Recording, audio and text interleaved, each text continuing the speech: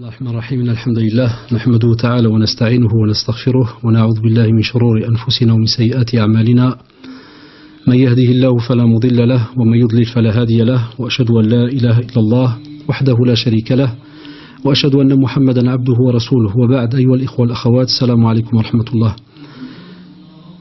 Il est important, je crois, pour chacun d'entre nous de faire ce qu'on appelle entre guillemets cette fameuse phrase, de se dire plutôt cette fameuse phrase très habituelle qui est de féliciter chacun donc pour la venue de ce mois qui est Moubarak, qui est le mois de Ramadan.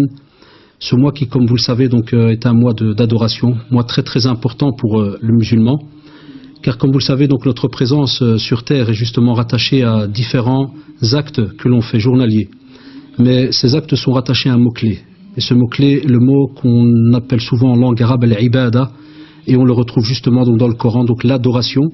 Et c'est pour cette raison que l'on est sur terre. Et c'est pour ça qu'Allah subhanahu wa ta'ala nous le rappelle.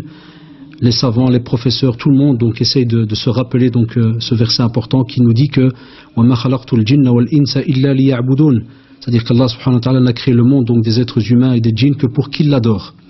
L'adoration, comme vous le savez, peut se faire de différentes manières. Que ça soit même travailler, manger, subvenir à tous ses besoins privés, intimes, personnels, familiaux et autres. Donc tout acte que l'on fait pour plaire à Allah subhanahu wa ta'ala, et que l'on retrouve donc aussi une trace dans le Coran et la Sunna, donc est un acte d'adoration très très important. Il est un fait aussi que les actes d'adoration, et vous allez voir pourquoi est-ce que je fais cette introduction, chaque acte d'adoration est des fois rattaché à un temps, ou des fois aussi à un endroit bien spécifique. Et d'après le temps et l'endroit bien spécifique, il a alors une importance. C'est-à-dire que si jamais l'acte que l'on va faire, par exemple la prière, est faite à la maison, ben chacun d'entre nous sait, wallahi, qu'elle a beaucoup plus d'importance à la mosquée. Si jamais on prie dans une mosquée, on sait qu'il y a une importance mais immense entre le fait de prier à la mosquée al-haram, par exemple en Arabie, que de prier par exemple chez soi, en Belgique ou bien dans un autre pays, donc que ce soit dans le monde musulman ou autre. Donc comme vous l'avez remarqué, chaque lieu compte. Chez nous en islam, le temps aussi compte, comme par exemple jeûner durant l'année n'aura jamais donc la même valeur que jeûner durant le mois de Ramadan. Donc vous avez maintenant un bienfait immense qui est face à vous, c'est de jeûner pour Allah subhanahu wa ta'ala durant un mois qui est béni, un mois qu'on appelle aussi le mois du Coran. Il est très court, 29 ou 30 jours maximum, vous verrez. Celui qui arrivera à profiter de ce mois, eh bien, alhamdulillah, on espère, il aura été donc accepté auprès d'Allah subhanahu wa ta'ala, étant donné que, comme vous le savez, durant ce mois de Ramadan, le prophète sallallahu alayhi wa sallam nous rappelle et nous dit Man sama Ramadan imanan wa ihtisaban ghufira lahu ma taqaddama min dhanbih, c'est-à-dire celui qui aura jeûné le mois de Ramadan avec foi et en comptant sur la récompense, Allah subhanahu wa ta'ala lui efface donc ses péchés. Et aussi dans une autre tradition qui ressemble quasi à la première, Man qama Ramadan imanan wa ihtisaban ghufira lahu ma taqaddama min dhanbih, c'est-à-dire Man qama, celui qui aura donc prié, passer ses nuits aussi d'adoration durant ce mois de Ramadan, eh bien Allah subhanahu wa ta'ala aussi lui effacera donc ses péchés. Sachez aussi que c'est aussi un mois donc de sincérité. C'est pour cela que dans le verset on nous rappelle la'allakum tattaqun, c'est-à-dire on espère qu'on va arriver donc justement à cette crainte d'Allah subhanahu wa ta'ala, cette piété qui nous est donc demandée. Et à ce moment-là, comme vous le savez, on touche directement l'âme, le cœur, et on espère que durant ce mois, eh bien on va travailler justement donc ce cœur, cette âme. Contrairement à ce que l'on voit, c'est vrai autour de nous durant ce mois, où c'est plus comme le voient des fois les non-musulmans, comme on l'entend dans certaines émissions, journaux et autres, que c'est un mois festif. Je m'excuse du terme, c'est un peu honteux d'entendre encore cela aujourd'hui de la part des fois même des musulmans. Je ne parle pas du non-musulman parce que c'est normal, lui il voit un peu ce que nous faisons, mais au contraire, normalement, et pour l'anecdote, on entend souvent certains bouchers, épiciers ou autres qui vous disent qu'un des plus grands chiffres d'affaires qu'ils font, c'est spécialement durant le mois de Ramadan. Alors qu'en vérité, normalement, ça devrait être un mois, on va dire côté commerce, assez entre guillemets faillite, logiquement, puisqu'on est censé premièrement penser aussi aux pauvres, on est censé aussi se retenir par rapport à tous nos passions, envies et autres, mais comme on le remarque, cette leçon n'arrive toujours pas des fois à passer chez certains d'entre nous, dans certaines familles. Il faut donc que ce mois soit un mois de réflexion, d'adoration, de remise vraiment à zéro des compteurs, tourner une nouvelle page. Donc c'est un mois très très important, et je vous rappelle qu'il y a des personnes qui étaient avec nous il y a quelques jours et qui sont décédées, peut-être hier, aujourd'hui. Il y en a qui n'arriveront même pas à jeûner donc ce mois. Il y en a qui l'ont jeûné l'année passée, mais qui ne seront pas le jeûner cette année.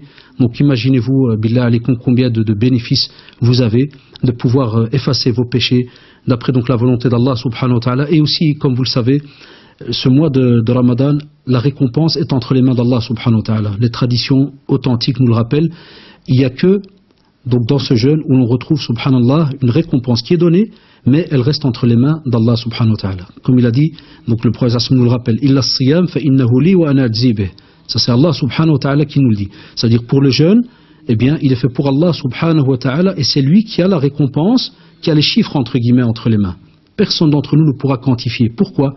Parce que justement quand tu jeûnes, ton voisin peut voir de toi que entre guillemets tu jeûnes, mais est-ce qu'il peut savoir de quelle manière tu le fais? Es-tu sincère? Ou est-ce que tu jeûnes vraiment? Ou bien tu as dit seulement de ta bouche que tu n'as pas mangé? Donc comme vous le remarquez, c'est un acte très très important. Alors à ce moment-là, on doit s'y préparer. Et on le dit souvent dans les discours, lorsqu'un invité vient à vous, il est un fait que tout le monde est fier à la maison. On prépare, la maison est propre, tout le monde est accueillant. Alors pour ce mois de Ramadan, qui est un des plus grands invités que l'on a durant l'année, qu'avons-nous fait? Est-ce qu'on a préparé donc justement cette demeure qui est donc le cœur, avec un programme journalier, lecture du Coran, apprentissage du Coran, explication du Coran, compréhension, étude même de ce Coran?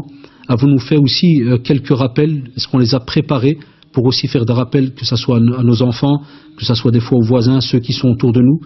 Avons-nous changé quelque chose dans notre comportement pour mieux rencontrer Allah subhanahu wa ta'ala dans ce mois d'adoration? Je parle de ceux par exemple qui ont la maladie de la langue, de parler sur le dos des gens, d'insulter, de rabaisser les autres, et comme vous le savez, donc il y a un tas de maladies qui sont rattachées à cette langue. Je parle aussi à ceux qui ont cette oreille qui est employée des fois pas dans la bonne direction comme on pourrait le dire, c'est-à-dire au lieu d'écouter ce qui doit être écouté, en général cela est délaissé, mais on va plus vers les ragots, les ondits et ainsi de suite. Donc vous aurez remarqué qu'il y a un tas de membres que l'on a et qui sont censés normalement être prêts à rencontrer donc ce mois de Ramadan. Donc on vous demandera Inch'Allah de patienter, de persévérer. L'endurance est un mot-clé durant ce mois de Ramadan. Spécialement cette année, la journée est longue. Vous verrez qu'il n'y a pas, mashallah, de journée qui ne passera pas sans chaleur, comme on l'entend souvent donc dans les journaux. Bi'idhnillah, on vous parle souvent de longues semaines de chaleur et autres. Donc on demandera de la patience. Certains aussi. Et là, je lance un appel immense, mashallah, à nos frères et même sœurs qui fument.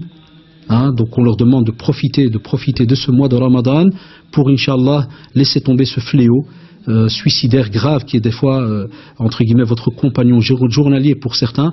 Eh bien, faites en sorte, l'ard alikum, de profiter de ce mois aussi pour délaisser on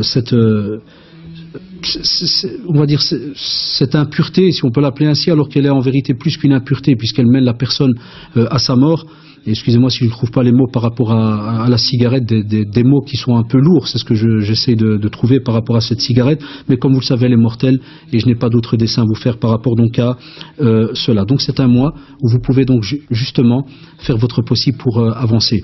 Aussi un appel à des fois ceux qui nous écouteraient, qui par exemple ne prient pas. Ils nous font souvent la remarque, ils nous disent voilà, comme je ne prie pas, donc ça sert à rien que je jeûne. Au contraire, si tu as cette faculté de comprendre que Allah subhanahu wa ta'ala, celui qui a décrété que le jeûne est obligatoire, eh bien tu comprendras durant ce mois de Ramadan qu'il est celui qui a décrété que la prière est obligatoire 5 fois par jour, alors que Ramadan c'est 1 fois par an. Donc l'ard alikum jami'an, que ce soit garçon ou fille, personne âgée ou toute personne qui aura l'occasion de nous écouter, faites votre possible pour ne pas délaisser un seul acte d'adoration durant donc ce mois de Ramadan. Et aussi faites votre possible pour venir donc à la mosquée pour la prière, parce que comme on le dit toujours, si tu as chargé les batteries durant le mois de Ramadan, et spécialement à ceux qui ne se sont pas habitués à venir prier à la mosquée, en général après le mois de Ramadan, tu restes attaché, c'est ça le but. Tu restes attaché à la mosquée, tu restes attaché au Coran, et ceux qui parmi les jeunes nous ont témoigné des fois de leur première présence entre guillemets à la prière de Tarawih et qui ont été touchés par la lecture du Coran, en général après la prière de Tarawih et après même Ramadan, on sent subhanallah qu'ils ont encore cette envie, et ils te demandent, ils disent est-ce qu'il n'y a pas des mosquées où il y a des lectures ou autres?